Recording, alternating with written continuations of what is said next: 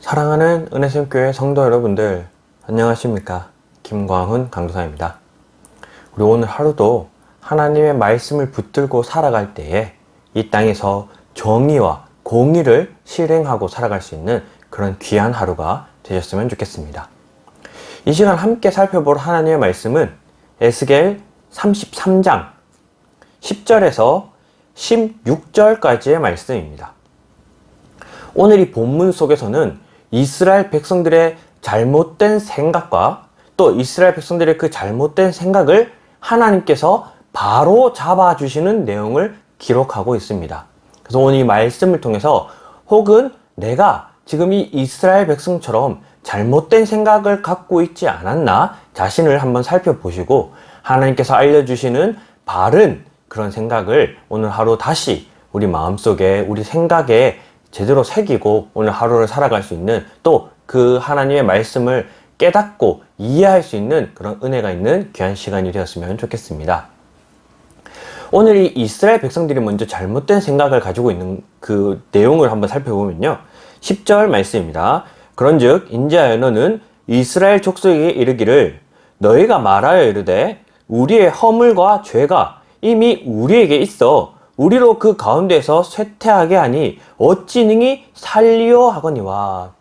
지금 이스라엘 백성들의 이 고백을 살펴보면 자포자기한 그런 모습을 느낄 수 있습니다. 그 이유가 무엇이냐? 여기서 살펴보면요. 우리의 허물과 죄가 이미 우리에게 있다라고 고백하고 있습니다.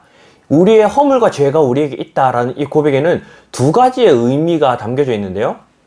첫 번째는 우리의 조상들의 죄 때문에 우리도 멸망할 수밖에 없다라는 고백입니다. 이러한 고백이 나타나 있는 것을 예레미야서에서 잘 나타나 있는데요. 이 이스라엘 백성들의 과거에 이 하나의 속담처럼 전해져 있던 이야기가 아버지가 신포도를 먹었으므로 아들들의 이가 시다라는 말입니다. 이 속담의 의미는 우리 조상, 우리 부모의 죄 때문에 그 아들들이 저주를 받고 멸망을 받게 된다라는 의미가 담겨져 있습니다. 그래서 지금 이스라엘 백성들이 자포자기하는 첫 번째 이유는 이미 우리 조상들의 죄가 너무 크기 때문에 우리들까지 멸망받을 수밖에 없다 하고 자포자기하고 있습니다. 그리고 이 우리의 허물과 죄가 이미 우리에게 있다라고 하는 이 의미의 두 번째 뜻은요. 이미 우리도 죄를 짓는 삶을 살았기 때문에 우리는 죄인이다. 그래서 우리는 결코 구원받을 수 없다라는 생각을 가지고 있다라는 겁니다. 우리의 부모가 죄를 지었고 우리 또한 죄를 지은 삶을 살았기 때문에 우리는 더 이상 구원받을 수가 없다 하고 자포자기하고 있는 그런 모습을 보이고 있다는 겁니다. 이처럼 잘못된 생각, 우리 부모의 죄, 우리 조상의 죄, 그리고 나도 이미 죄를 짓고 살았기 때문에 나는 구원받을 수 없는 존재야 라는 이 잘못된 생각을 혹시 우리 성도들도 가지고 계셨다면 오늘 이 잘못된 생각에 대해서 하나님의 말씀을 한번 들어보시길 바랍니다. 하나님께서 이렇게 말씀하십니다. 11절입니다. 너는 그들에게 말하라. 주 여호와의 말씀이니라. 나의 삶을 두고 맹세하노니. 자, 이 말씀이 얼마나 하나님이 간곡하게 이야기하고 계시냐면요. 하나님의 삶을 두고 맹세한다라고 합니다. 이 삶은 생명이라고도 번역되거든요. 하나님의 생명, 하나님의 목숨을 걸고 지금 이야기하신다라는 겁니다. 그만큼 지금 이스라엘 백성들 그리고 오늘날 우리들에게 정말 하나님이 간곡하게 말씀하고 계시다라는 거예요. 나는 악인이 죽는 것을 기뻐하지 아니하고 악인이 그의 길에서 돌이켜 떠나 사는 것을 기뻐하노라. 이스라엘 족속아 돌이키고 돌이키라. 너의 악한 길에서 떠나라. 어찌 죽고자 하느냐 하셨다라. 지금 하나님의 마음이 느껴지십니까? 내 목숨을 걸고 얘기한다. 제발 돌이키고 돌이켜라. 왜 스스로 자꾸 죽고자 하느냐 하면서 하나님의 간곡한 마음이 지금 오늘날 이 말씀을 듣는 우리들에게도 동일하게 전해지었으면 좋겠습니다. 하나님께서는 우리에게 이렇게 말씀하고 계십니다. 돌이키고 돌이켜라. 왜 스스로 포기하고 죽고자 하느냐. 그래서 하나님이 이 이스라엘 백성, 잘못된 생각을 가지고 있던 이스라엘 백성들에게 살 수 있는 방법, 그들이 돌이킬 수 있는 방법을 알려주고 계십니다. 12절부터입니다. 인자야 너는 내 민족에게 이르기를 의인이 범죄하는 날에는 그 공의가 구원하지 못할 것이요 악인이 돌이켜 그 악에서 떠나는 날에는 그 악이 그를 엎드려뜨리지 못할 것인즉 의인이 범죄하는 날에는 그 의로 말미암아 살지 못하리라. 이게 무슨 말이냐면요, 평생을 의롭게 살아온 사람이 마지막에 한 가지의 죄를 범했다면 그 사람은 결국 멸망할 수밖에 없다는 겁니다. 평생을 의롭게 살아도 마지막에 죄를 범했다면 그 사람은 지옥에 가게 됩니다. 그런데 평생을 죄를 짓고 살았던 사람이 돌이켜 하나님의 말씀을 붙들고 하나님 말씀에 순종해서 살면 그 사람은 구원받게 된다는 거예요. 그 이유가 뭐냐? 그 근본이 뭐냐면요, 여기서 하나님이 말씀하시는 것은 구원은 우리의 행위에 있는 것이 아니라 하나님에게 달려있다는 겁니다. 의인이 자신의 의로 구원받을 수 있는 것이 아니라요, 죄인이 자신의 죄 때문에 구원받지 못하는 것이 아니라요, 하나님이 구원하시냐 구원하지 않느냐 그 결정권을 가지고 계시다라는 겁니다. 그래서 의인이 마지막에 죄를 범해서 지옥에 가는 이유는 자신의 행위를 의지했기 때문이지만, 죄인이 마지막에 돌이켜 하나님을 붙들므로 천국에 갈 수 있는 이유는 그의 행위가 아닌 하나님을 붙들었기 때문이라는 거예요. 그래서 오늘날 이 말씀이 우리에게도 동일하게 주어졌으면 좋겠습니다. 우리가 착하게 산다고, 우리가 선하게 산다고 구원받는 것이 아니라요, 때로는 넘어지고 때로는 죄를 범하고 또 하나님 앞에서 부끄러운 행동을 할지라도 끝까지 우리가 하나님을 붙들면 우리는 결국 의로운 삶, 즉 의롭다고 칭함을 받아 구원에 이르게 된다는 겁니다.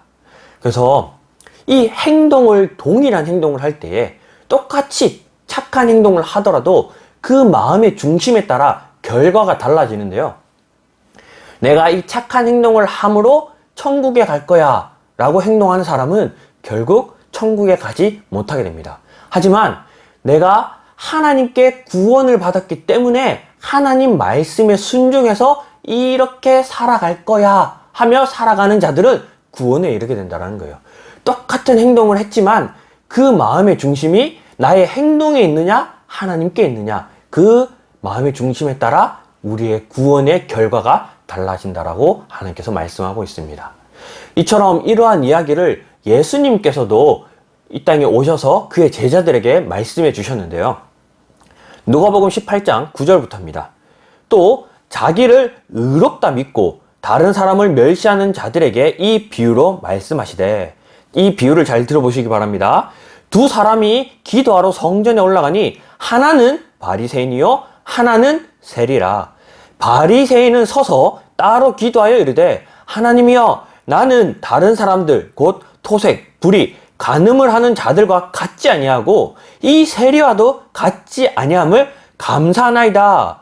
나는 일회에 2번씩 금식하고 또 소득의 11조를 드리나이다 하고, 세리는 멀리 서서 감히 눈을 들어 하늘을 쳐다보지도 못하고 다만 가슴을 치며 이르되, 하나님이여 불쌍히 여기소서 나는 죄인이로소이다 하였느니라. 내가 너희에게 이르노니 이에 저 바리새인이 아니고 이 사람이 의롭다 하심을 받고 그의 집으로 내려갔느니라. 무릇 자기를 높이는 자는 낮아지고 자기를 낮추는 자는 높아지니라 하시니라. 이렇게 예수님께서 말씀하셨습니다. 바리새인의 행동은 정말 의로운 행동입니다. 남을 도와주고요, 매일 금식하고요, 구제하고요, 정말 그의 행동에 나무랄 것이 없을 만큼 의로운 행동을 하고 살아가지만, 그 바리새인은 자신의 행동을 의지해서 구원을 받으려고 했습니다. 하지만 이 세리는요, 자신이 죄인임을 알고 자신이 하는 행동이 죄악됨을 알고 감히 하나님 앞에 나아가지도 못하고 하늘도 쳐다보지도 못하며 그저 마음속으로 하나님 나를 불쌍히 여겨주세요, 내가 죄인입니다 라고 고백했던 이 세리가 구원을 받게 되었다는 거예요. 이 세리의 행위가 아닌 이 세리가 붙들고 있는 것, 그것이 하나님이기 때문에 구원을 받았다는 겁니다. 동일하게 이 말씀을 통해 우리에게도 오늘 깨닫는 지혜가 있었으면 좋겠습니다. 정말 내 행동이, 내가 오늘 살아가면서 행하는 그 하나하나의 행위가 정말 나의 의로움, 또 나의 어떤 선함을 나타내기 위한 행동이 아니라 하나님을 붙들고 하나님의 말씀을 의지하여 하나님 말씀에 순종하는 삶으로서 나타나는 그런 행위로 살아가는 귀한 성도들이 되었으면 좋겠습니다. 이렇게 살아갈 때에 16절입니다. 그가 본래 범한 모든 죄가 기억되지 아니하리니 그가 반드시 살리라. 이는 정의와 공의를 행하였음이니라. 우리가 어떻게 정의와 공의를 행할 수 있겠습니까? 우리는 아무리 선하게 살아도 정의와 공의를 행할 수 없는 죄인입니다. 하지만 하나님을 붙들고 하나님 말씀에 순종하는 삶을 살 때에 우리의 행동이 정의와 공의를 행하는 행동이 된다라는 겁니다. 그 이유는 우리가 행하는 것이 아니라 하나님이 행하시기 때문입니다. 그래서 오늘 하루 이 말씀을 붙들고 정말 하나님만을 붙들고 의지하고 살아갈 수 있는 그런 성도들이 되었으면 좋겠습니다. 우리의 행위를 잘 살펴보며 내가 내 행동을 의지하는 것이 아니라 나의 선함 혹은 나의 죄악 때문에 무너지는 자들이 아니라 내가 선하게 행동할지라도 혹은 내가 죄악된 행동을 했을지라도 하나님만 붙들고 하나님 말씀에 순종하는 삶으로 오늘 하루도 정의와 공의를 실천하고 살아갈 수 있는 그런 귀한 성도들이 되었으면 좋겠습니다. 오늘 이 말씀을 우리 기억하면서 두 가지 정도 기도했으면 좋겠는데요. 첫 번째, 우리 자기 자신을 위해 기도하도록 하겠습니다. 우리의 행동, 나의 행동을 바라보는 것이 아니라 하나님의 말씀을 붙들고 하나님의 말씀에 순종하는 삶을 살아낼 수 있도록 자기 자신을 위해 기도했으면 좋겠고요.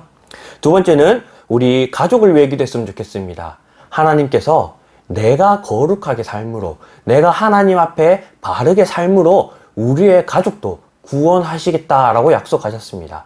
그래서 정말 나의 행동, 나의 이 하나님 말씀을 붙들고 사는 이 행위를 통하여 우리 가족이 구원받을 수 있도록, 또 우리 가족 중에 아직 믿음이 연약한 자들 혹은 하나님을 아직 믿지 못하고 하나님을 아직 만나지 못한 자들이 있다면 그러한 가족들을 위해서도 기도했으면 좋겠습니다. 그래서 하나님이 우리 가족의 구원을 이루어달라고, 우리 가족이 하나님만 섬기는 거룩한 가정 되게 해달라고 우리 자기 자신과 오늘 우리 가족들을 위해 이 시간 기도함으로 하루를 시작하도록 하겠습니다. 다 같이 한번 기도하겠습니다.